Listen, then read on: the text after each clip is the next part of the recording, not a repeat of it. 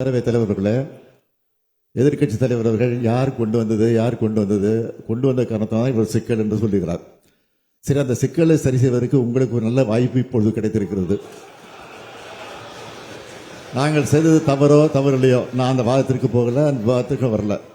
இப்ப இருக்கக்கூடிய நீட்டை ரத்து செய்தால்தான் நாங்கள் கூட்டணியில் இருப்போம், இல்லை என்றால் கூட்டணி விட்டு விலகுவோம் என்று சொல்வதற்கு உங்களுக்கு தகுதி இருக்கிறதா? அதான் கேள்வி. நம்ம அரசு கொண்டு வந்ததற்கு எல்லா வித தகுதியும் உண்டு. அந்த சட்டத்தை கொண்டு வந்ததற்கு அரசுக்கு வாய்ப்பு உண்டு. அதை நீங்க வலியுறுத்துவதற்கு தயாரா? அதுதான் என்னுடைய கேள்வி. முதலமைச்சர் சொல்லட்டு கேட்டுட்டார். மாண்புமிகு பேரவைத் தலைவர்களே, வாக்குறுதி கொடுத்தது உண்மைதான்.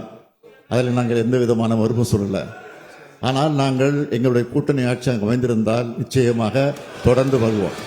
இப்பொழுது நீங்கள் கூட்டணி அமைத்திருக்கிறீர்களே, இந்த கண்டிஷனை போட்டு அந்த கூட்டணியை தொடர்வதற்கு உங்களுக்கு அருகதை இருக்கிறதா என்றுதான் கேள்வி கேட்கிறேன். ஏமாற்று ஆட்சிக்கு வரல, நாங்களும் ஏமாற்று ஆட்சிக்கு வரல. 2 மாதத்திற்கு முன்னாடி பாஜக என்ற கூட்டணியில் நாங்கள் இருக்க மாட்டோம். 2026 மட்டும் இல்ல, 2031 நாங்கள் இருக்க மாட்டோம் என்று சொல்லிவிட்டு இப்போது கூட்டணி சேர்ந்திருக்கிறீர்களே, யாரை ஏமாற்றுவது நாடகம்? அதை சொல்லுங்க. அந்த கட்சியோட கூட சேர மாட்டோம். அதுதான் நான் கேட்கிறேன். அதுக்கு பதில் சொல்லுங்க.